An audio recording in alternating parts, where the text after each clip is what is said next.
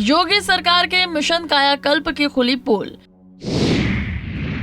Basic शिक्षा मंत्री के गृह जनपद में शिक्षा व्यवस्था बदहाल।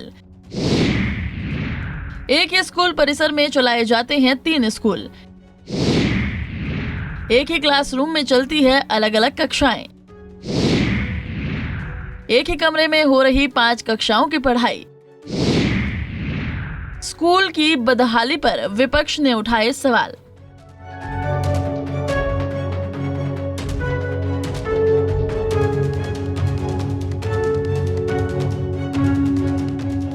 उत्तर प्रदेश के अलीगढ़ में प्राइमरी शिक्षा का हाल क्या है, इसकी बानगी आपको यहाँ के प्राइमरी स्कूल में देखने को मिल जाएगी। ये हाल तब है जब प्रदेश के शिक्षा मंत्री खुद अलीगढ़ से आते हैं। बता दें कि अलीगढ़ में एक छोटे से परिसर में बने 3 कमरों में 3 अलग अलग प्राइमरी स्कूल संचालित हो रहे हैं, वो भी कक्षा 1 से लेकर 5 तक। यानी कि प्रत्येक स्कूल में 1 से लेकर 5वीं तक की कक्षाएं चलती हैं, वो भी एक कमरे में एक साथ।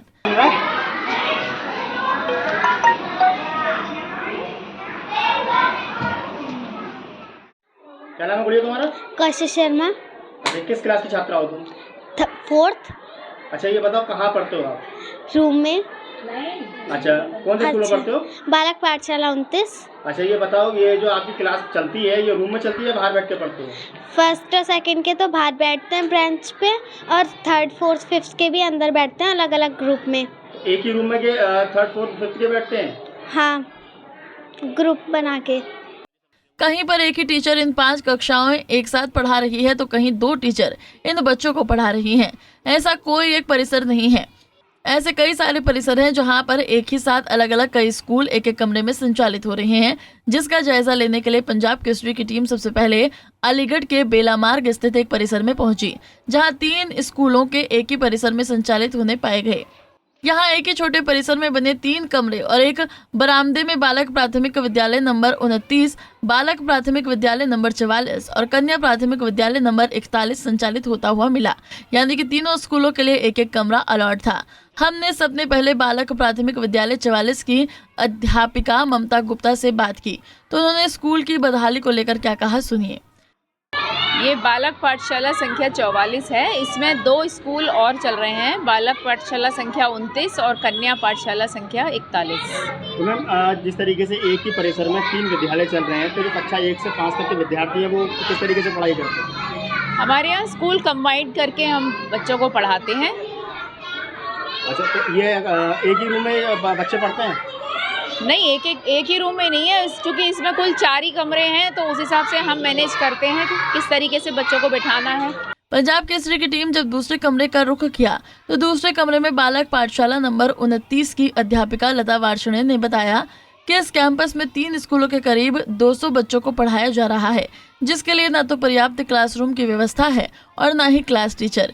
1 से 5 तक के बच्चों को 2 ग्रुप में बांटकर एक ग्रुप को क्लासरूम में बैठाया जाता है, जबकि दूसरे ग्रुप को बाहर बैठना पड़ रहा है। मैं बालक पाठशाला 29 बेला मार्ग नगर क्षेत्र अलीगढ़ में हूँ। इसके अंदर कितने कॉलेज चल रहे हैं? इस कैंपस में 3 स्कूल चल रहे हैं, बालक पाठशाला 44, कन्या पाठशाला नंबर 41 और बालक पाठशाला नंबर 44। कितने छात्र टोटल लमसम 200। हाँ, 3 कमरों के अंदर कौन 4 कमरे हैं, तो चारों के अंदर अलग अलग क्लासेस चलती हैं। अभी हमारे स्कूल में काम चल रहा है, इसलिए हमने एक एक कमरे में ऐसे शिफ्ट कर रखे हैं बच्चे। अभी सामान भी हमारा भरा हुआ है, लेबर आ नहीं रही है, इसलिए। ये आपके जो 1 से 5 तक के जो बच्चे हैं वो एक ही रूम में पढ़ाई करते हैं? हाँ, एक ही रूम में नहीं करते भैया, आधे बच्चे बाहर बैठते हैं, आधे इसमें बैठते हैं, बाहर कैंपस में बाहर लेके बैठते हैं क्लास को। अच्छा, आधे बच्चे बाहर बैठते हैं, आधे रूम में बैठते हैं। हाँ। तो कक्षा 1 से 5 तक के जो अलग अलग क्लास के बच्चे हैं वो कैसे एडजस्ट हो पाते हैं 2 जगह? अलग अलग नहीं भैया, ग्रुप बना रखे हैं। जैसे 1-2 का एक ग्रुप बना रखा है, तो बाहर लेके मैं बैठती हूँ, अंदर मेरे साथ की जो हेड मैम है वो बैठती हैं अंदर, 3, 4, 5 के। बता दें कि इन स्कूलों की बदहाली को लेकर समाजवादी पार्टी ने ट्वीट कर योगी सरकार पर सवाल उठाया है, क्योंकि कमरे में कक्षा 1 से 5वीं तक चलाई जाती है। यहाँ इन स्कूल परिसर में तीनों स्कूलों को मिलाकर करीब 200 बच्चे पढ़ाई करने आते हैं। इन बच्चों के लिए न तो क्लासरूम की पर्याप्त व्यवस्था है और न ही टॉयलेट की व्यवस्था है। बताया जा रहा है कि अगर किसी बच्चे को टॉयलेट जाना होता है तो उसकी तुरंत छुट्टी तक दे दी जाती है।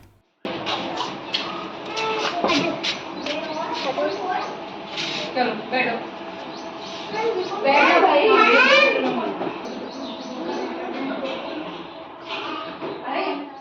एक स्कूल परिसर में 3 स्कूल संचालित होता देखकर हमारी टीम ने अलीगढ़ के बेसिक शिक्षा अधिकारी सत्येंद्र कुमार से मुलाकात की। इस दौरान बेसिक शिक्षा अधिकारी ने बताया है कि अभी जो भी स्कूल एक ही कैंपस में चल रहा है उन सभी स्कूलों को एक साथ मर्ज करने की तैयारी चल रही है।